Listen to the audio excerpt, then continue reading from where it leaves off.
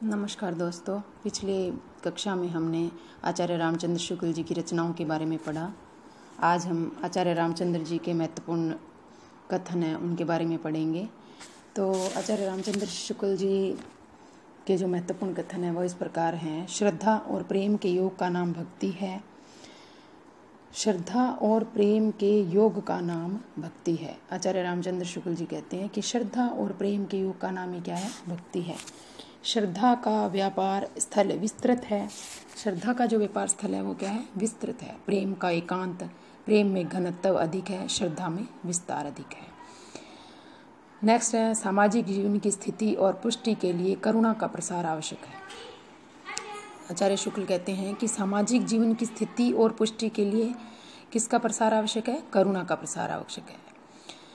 वैर जो है वो क्रोध का आचार या मुरब्बा है, ये शुक्ल जी ने कहा है। जिस प्रकार आत्मा की मुक्त अवस्था ज्ञान दशा कहलाती है, उसी प्रकार हृदय की मुक्त अवस्था रस दशा कहलाती है। शुक्ल कहते हैं कि जिस प्रकार आत्मा की मुक्तावस्था होती है वो ज्ञान दशा कहलाती है, उसी प्रकार हृदय की यह मुक्तावस्था रस दशा कहलाती है। हृदय की इसी मुक्ति साधना के लिए मनुष्य की वाणी जो शब्द विधान करती है उसे कविता कहते हैं। शुक्ल कहते हैं कि हृदय की इसी मुक्ति साधना के लिए मनुष्य की वाणी जो शब्द विधान करती है उसे कविता कहते हैं। यदि गद्य लेखकों की कसौटी है तो निबंध क्या है? गद्य की कसौटी है। शुक्ल कहते हैं कि यदि गद्य जो है लेखकों की कसौटी है तो निबंध क्या है? गद्य की कसौटी है। भाषा की पूर्ण शक्ति का विकास निबंधों में ही सबसे अधिक संभव है। जो भाषा है हमारी, उसका पूर्ण विकास जो है वो किससे संभव है? निबंधों से। कि भाषा की पूर्ण शक्ति का विकास जो है वो हम निबंधों से सबसे अधिक संभव है। आचार्य रामचंद्र शुक्ल ने अपनी निबंध यात्रा को बुद्धि की यात्रा हृदय के साथ कहा है। आचार्य शुक्ल ने अपनी निबंध यात्रा को बुद्धि की यात्रा हृदय के साथ कहा है। आचार्य शुक्ल के चिंतामणि भाग 1 भाग 2 के निबंध पहले किस नाम से प्रकाशित हुए थे? विचार विधि के नाम से। किस नाम से? विचार विधि के नाम से। आचार्य शुक्ल के जो चिंतामणि भाग 1 और भाग 2 के जो निबंध है वो किस नाम से प्रकाशित हुए थे? विचार विधि के नाम से 1930 में प्रकाशित हुए थे। यदि प्रेम स्वपन है तो श्रद्धा क्या है? जागरण है। शुक्ल कहते हैं कि यदि प्रेम स्वपन है तो श्रद्धा क्या है? जागरण है। आचार्य शुक्ल ने एडिसन के एसे ऑन इमेजिनेशन का कल्पना का आनंद नाम से अनुवाद करवाया। शुक्ल ने एडिशन जो है राइटर, उनके एसे ऑन इमेजिनेशन का जो अनुवाद है वो कल्पना का आनंद नाम से करवाया। इन पुस्तकों को एक मोहल्ले में फैली बातों से दूसरे मोहल्ले वालों को परिचित कराने के रूप में समझना चाहिए, स्वतंत्र समालोचना के रूप में नहीं। ये किसने कहा? महावीर प्रसाद द्विवेदी। महावीर प्रसाद द्विवेदी के आलोचनात्मक कृतियों पर आचार्य शुक्ल ने ये टिप्पणी की थी। क्या की थी? कि इन पुस्तकों को एक मोहल्ले में फैली बातों से दूसरे मोहल्ले वालों को परिचित कराने के रूप में समझना चाहिए, स्वतंत्र समालोचना के रूप में नहीं। महावीर प्रसाद द्विवेदी की आलोचनात्मक कृतियों पर यह टिप्पणी किसने की थी? आचार्य शुक्ल ने। काव्य में रहस्य कोई वाद है न ऐसा जिसे लेकर निराला कोई पंथ ही खड़ा करे। काव्य में रहस्य कोई वाद है न ऐसा जिसे लेकर निराला कोई पंथ ही खड़ा करे। या यूं ही जब रूप मिले बाहर के भीतर की भावना से, जानो तब कविता क्या सत्य पला। ये इनके कथन है। छायावाद का सामान्यतः अर्थ हुआ प्रस्तुत के स्थान पर उसकी व्यंजना करने वाले छाया के रूप में अप्रस्तुत का कथन। छायावाद का जो सामान्यतः अर्थ इन्होंने लिया वो क्या लिया है? कि प्रस्तुत के स्थान पर उसकी व्यंजना, अर्थ हुआ प्रस्तुत के स्थान पर उसकी व्यंजना करने वाले छाया के रूप में अप्रस्तुत का कथन। कि आचार्य शुक्ल ने छायावाद का जनक मुकुटधर पांडे और मैथिली शरण गुप्त को कहा है। आचार्य शुक्ल ने छायावाद का जनक किसे कहा है? मुकुटधर पांडे और मैथिली शरण गुप्त को कहा है। आचार्य शुक्ल ने छायावाद का प्रतिनिधि कवि किसे माना है? पंत को माना है इन्होंने। आचार्य शुक्ल ने छायावाद का जो प्रतिनिधि कवि है वह किसे माना है? पंत को माना है। नाद सौंदर्य से कविता की आयु बढ़ती है। शुक्ल कहते हैं कि नाद सौंदर्य से कविता की क्या बढ़ती है, आयु बढ़ती है। अयोध्या कांड में चित्रकूट की सभा एक आध्यात्मिक घटना है। अयोध्या कांड में चित्रकूट की जो सभा है वो एक क्या है, आध्यात्मिक घटना है। किसने कहा, ये शुक्ल ने कहा है। सूर द्वारा रचित कृष्ण और गोपियों का प्रेम जीवनोत्सव है। शुक्ल कहते हैं कि सूर द्वारा रचित कृष्ण और गोपियों का जो प्रेम है वो जीवनोत्सव है। पाखंड प्रतिषेध शीर्षक से किस आलोचक ने छायावाद रहस्यवाद के विरोध में कविता लिखी, आचार्य शुक्ल ने। शुक्ल ने क्या किया, पाखंड प्रतिषेध शीर्षक से किस आलोचक ने छायावाद रहस्यवाद के विरोध में कविता लिखी। देखिए, शुक्ल ने पाखंड प्रतिषेध शीर्षक नाम से छायावाद और रहस्यवाद के विरोध में कविता लिखी। किसने, आचार्य शुक्ल ने। न्यूमैन के लिटरेचर का साहित्य शीर्षक से अनुवाद किसने किया, आचार्य शुक्ल ने। न्यूमैन जो है उनका जो लिटरेचर है रचना, उसका अनुवाद साहित्य शीर्षक नाम से किसने किया, आचार्य शुक्ल ने। आचार्य शुक्ल ने किसको क्या कहा है, अब ये पढ़ लेते हैं कि आचार्य शुक्ल ने किसको क्या कहा है। रीति कवियों को तो उन्होंने भावुक, सहृदय और निपुण कवि कहा है। रीति कवियों को क्या कहा है, भावुक, सहृदय और निपुण कवि कहा है। बिहारी को उन्होंने परम उत्कृष्ट कहा है। देव को प्रगल्भ और प्रतिभा संपन्न कहा है। बिहारी को परम उत्कृष्ट कहा है, देव को प्रगल्भ और प्रतिभा संपन्न कहा है। घनानंद को साक्षात रस मूर्ति और जमादानी कहा है।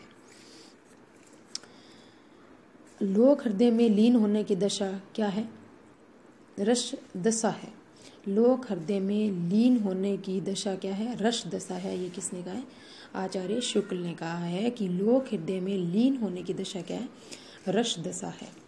किस आलोचक ने छायावाद शब्द को दो अर्थों में प्रयोग किया है, रहस्यवाद के अर्थ में और पद्धति विशेष के अर्थ में, आचार्य शुक्ल ने। आचार्य जो शुक्ल हैं इन्होंने छायावाद शब्द को दो अर्थों में प्रयोग किया है। नंबर 1 रहस्यवाद के अर्थ में और दूसरा है पद्धति विशेष के अर्थ में। आचार्य शुक्ल ने क्रोचे के अभिव्यंजनावाद को भारतीय वक्रोक्ति का विलायती उत्थान भी कहा है। आचार्य शुक्ल ने क्रोचे के अभिव्यंजनावाद को भारतीय वक्रोक्ति का विलायती उत्थान भी कहा है। आचार्य शुक्ल की प्रथम सैद्धांतिक आलोचनात्मक पुस्तक कौन सी है, काव्य में रहस्यवाद, जो 1929 में प्रकाशित हुई थी। आचार्य शुक्ल की प्रथम सैद्धांतिक आलोचनात्मक पुस्तक कौन सी है, काव्य में रहस्यवाद। ये बहुत ही महत्वपूर्ण प्रश्न है कि आचार्य शुक्ल की प्रथम सैद्धांतिक आलोचनात्मक पुस्तक कौन सी है, काव्य में रहस्यवाद 1929 ईस्वी में प्रकाशित हुई। भारतीय समीक्षा और आचार्य शुक्ल की काव्य दृष्टि किसकी कृति है, भारतीय समीक्षा और आचार्य शुक्ल की काव्य दृष्टि, ये जो कृति है ये आचार्य नगेंद्र की है। आचार्य शुक्ल विचार कोश के लेखक, आचार्य शुक्ल विचार कोश के लेखक कौन है, अजीत कुमार। आचार्य शुक्ल का चिंतन जगत कृति जो है ये किसने लिखी है, कृष्णदत्त पालीवाल ने। डॉक्टर रामविलास शर्मा के आदर्श समीक्षक कौन है, आचार्य शुक्ल। आदर्श समीक्षक किसके, डॉक्टर रामविलास शर्मा के आदर्श समीक्षक कौन है, आचार्य रामचंद्र शुक्ल। किस आलोचक ने मुक्तक को चुना हुआ गुलदस्ता और प्रबंध काव्य को विस्तृत वनस्थली कहा है, आचार्य शुक्ल ने कहा है। आचार्य शुक्ल जो है इन्होंने मुक्तक को तो चुना हुआ गुलदस्ता कहा है और प्रबंध काव्य को इन्होंने विस्तृत वनस्थली कहा है। भारतेंदु की हिंदी को इन्होंने हरिश्चंद्र हिंदी कहा है, किसने, आचार्य शुक्ल ने। साहित्य 1904 आचार्य शुक्ल का प्रथम निबंध है। आचार्य शुक्ल का प्रथम निबंध क्या है, साहित्य, जो 1904 में प्रकाशित हुआ। ये इनका प्रथम निबंध है। ये 1904 में सरस्वती में प्रकाशित हुआ था। आचार्य रामचंद्र शुक्ल का प्रसिद्ध निबंध क्या है, कविता क्या है। आचार्य रामचंद्र शुक्ल का प्रसिद्ध निबंध कविता क्या है ये है, और इनका जो प्रथम निबंध है वो है साहित्य, जो 1904 में प्रकाशित हुआ। सर्वप्रथम 1909 में सरस्वती में प्रकाशित हुआ क्या, आचार्य रामचंद्र शुक्ल का जो प्रसिद्ध निबंध है कविता क्या है। कविता क्या जो निबंध है यह है 1909 में सरस्वती में प्रकाशित हुआ। हिंदी में भाव या मनोविकार संबंधी निबंध लिखने का सूत्रपात किसने किया। देखिए बहुत ही महत्वपूर्ण प्रश्न है। अगर हमसे ये प्रश्न पूछा जाए तो हम सीधा सा उत्तर आचार्य शुक्ल ही देंगे, लेकिन सर्वप्रथम जो है सूत्रपात इसका मनोविकार संबंधी निबंधों का भाव या मनोविकार संबंधी निबंधों का जो सूत्रपात है, निबंध लिखने का सूत्रपात किसने किया था? बालकृष्ण भट्ट ने किया था। आचार्य शुक्ल से पूर्व भाव या मनोविकार संबंधी निबंधकार जो हैं शुक्ल जी से पूर्व, वो हैं बालकृष्ण भट्ट। इन्होंने लिखा है आत्मनिर्भरता, आंसू और प्रीति, ये इनके निबंध हैं, भाव और मनोविकार संबंधी निबंध हैं। प्रताप नारायण मिश्र का है मनोयोग। प्रताप नारायण मिश्र ने लिखा है मनोयोग और माधव प्रसाद मिश्र ने लिखा है धृति और क्षमा। साहसपूर्ण आनंद का नाम उत्साह है। साहसपूर्ण आनंद का नाम क्या है? उत्साह है। श्रद्धा महत्व की आनंदपूर्ण स्वीकृति के साथ पूज्य बुद्धि का संचार है। ये किसने कहा है? आचार्य शुक्ल ने कहा। श्रद्धा महत्व की आनंदपूर्ण स्वीकृति के साथ पूज्य बुद्धि का संचार है, आचार्य शुक्ल ने कहा है। आशंका अनिश्चयात्मक वृत्ति है। आशंका क्या है? अनिश्चयात्मक वृद्धि है, ये भी क्या है? शुक्ल ने कहा है। शुक्ल कहते हैं कि कविता क्या है? कविता क्या है? इसका उत्तर देते हुए लिखते हैं कि सत्यम शिवम और सुंदरम की भावना ही क्या है? कविता है। प्रत्येक सुंदर वस्तु में यह क्षमता होती है कि वह हमें रस मग्न कर देती है। प्रत्येक सुंदर वस्तु में वह क्षमता होती है कि वह हमें रस मग्न कर देती है, रसात्मक बोध के विविध स्वरूप के आधार पर। काव्य में वर्णित सुख दुख मात्र कवि का ही न रहकर समष्टि का बन जाता है। साधारणीकरण और व्यक्ति विचित्रवाद की जो धारणाएं हैं, उनमें इन्होंने बताया है शुक्ल जी ने कि काव्य में वर्णित सुख दुख मात्र कवि का ही न रहकर समष्टि का बन जाता है। जब काव्य में जो वर्णित हो जाता है सुख दुख, वो एक कवि तक ही सीमित नहीं रहता है, वह क्या समष्टि बन जाता है, मतलब सब में बंट जाता है। साधारणीकरण और व्यक्ति विचित्रवाद में इन्होंने ये बताया है शुक्ल जी ने। मानस की धर्म भूमि में शुक्ल ने रामचरितमानस के आलोचकों को करारा जवाब दिया है। जो रामचरितमानस के आलोचक हैं, उनको इन्होंने मानस की धर्म भूमि में करारा जवाब दिया है, मतलब इन्होंने विरोध किया है। शुक्ल जी के असंकलित निबंध हैं, ये हैं नंबर 1 है साहित्य, नंबर 2 है उपन्यास, नंबर 3 है अपनी भाषा पर विचार। जो इनके जो निबंध हैं शुक्ल जी के जो असंकलित हैं, ये कौन कौन से हैं? साहित्य, उपन्यास, अपनी भाषा पर विचार। भूमिकाओं के रूप में जो निबंध लिखे हैं इन्होंने, ये लिखे हैं तुलसी ग्रंथावली, जायसी ग्रंथावली, भ्रमर गीत सार, भारतेंदु साहित्य। भूमिकाओं के रूप में इन्होंने जो 4 प्रमुख निबंध लिखे हैं, उनमें नंबर 1 है तुलसी ग्रंथावली, नंबर 2 जायसी ग्रंथावली, नंबर 3 भ्रमर गीत सार, नंबर 4 भारतेंदु साहित्य। कहाँ तक वे वास्तविक अनुभूतियाँ हैं और कहाँ अनुभूतियों की रमणीय कल्पना, यह नहीं कहा जा सकता। महादेवी वर्मा की कविताओं के लिए ऐसा किसने कहा? आचार्य शुक्ल ने। देखिए शुक्ल जी ने महादेवी वर्मा जी की जो रचनाएं हैं या कविताएं हैं, उनके लिए क्या कहा है कि कहाँ तक वे वास्तविक अनुभूतियाँ हैं और कहाँ अनुभूतियों की रमणीय कल्पना, यह नहीं कहा जा सकता। ये आचार्य शुक्ल जी ने कहा है। महादेवी वर्मा की कविताओं के लिए इन्होंने ऐसा कहा है। आगे है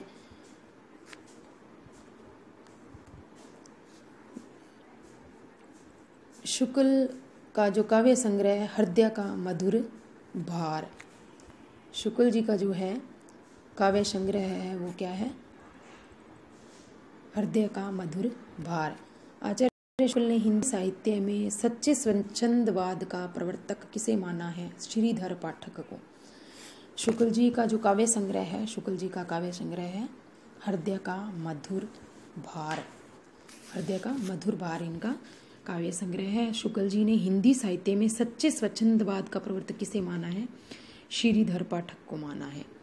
महाराजा जय सिंह की नौकरी इसलिए छोड़ी इन्होंने क्योंकि उनके दरबार में चूड़ीदार पायजामा, शेरवानी और सिर पर साफा और कमर में पट्टी बांधना उनके आत्मसम्मान को उस सहज व्यक्तित्व के आड़े आता था जो वन के सौंदर्य का प्रेमी था, सजे संवरे बाग बगीचों का नहीं। अपनी दयनीय स्थिति पर पत्नी को व्यंग्यपूर्ण टिप्पणी के जवाब में उन्होंने कहा था कि चिथड़े लपेटे व चने चाबेंगे चौखट पर, चाकरी करेंगे नहीं चौपट चमार की। ये इनके कथन हैं। बाल्यावस्था से ही शुक्ल जी हिंदी प्रेमी थे, इसलिए उर्दू की कक्षा छोड़ हिंदी के कक्षा में जा बैठते थे। बाल्यावस्था से शुक्ल जी जो है हिंदी के प्रेमी थे।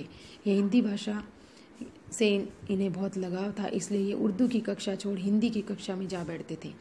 शुक्ल जी के संपादक जीवन की शुरुआत विद्यार्थी जीवन में ही बद्री नारायण चौधरी प्रेमगन की आनंद कादम्बनी में कार्य करते हुई।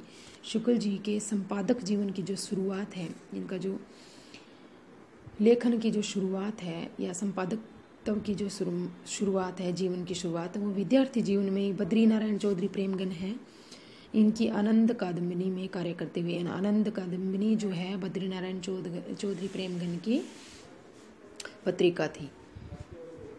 आचार्य शुक्ल के निबंधों में बुद्धि और हृदय का अद्भुत समन्वय है। आचार्य शुक्ल के निबंधों में बुद्धि और हृदय का अद्भुत समन्वय है। जो निबंध है इनके, इसके अंदर बुद्धि और हृदय का अद्भुत समन्वय है। आचार्य हजारी प्रसाद द्विवेदी ने शुक्ल के बारे में ठीक ही कहा है कि हिंदी जो है संसार में शुक्ल जी अपने ढंग का एक और अद्वितीय व्यक्तित्व लेकर अवतीर्ण हुए थे। आचार्य हजारी प्रसाद द्विवेदी जी ने शुक्ल जी के बारे में कहा है कि हिंदी संसार में शुक्ल जी अपने ढंग का एक और अद्वितीय व्यक्तित्व लेकर अवतीर्ण हुए थे। शुक्ल जी की शैली व्यक्तिपरक है।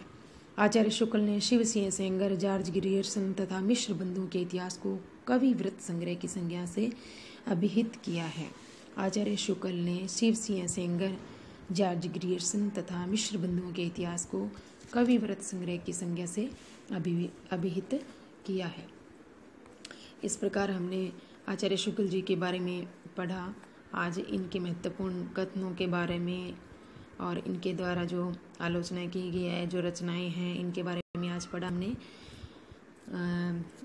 पिछली जो मेरी कक्षा थी, जो मैं शुक्ल जी के बारे में पिछली बार जो क्लास लगाई थी, उसमें शायद आपको इतना नहीं समझ आया होगा। मुझे आशा है इस बार जो मैंने आचार्य शुक्ल जी के बारे में जो जानकारी देने का प्रयास किया है वो आपको पसंद आएगा। पसंद आए तो लाइक ज़रूर करें और मेरे चैनल को सब्सक्राइब करें। धन्यवाद।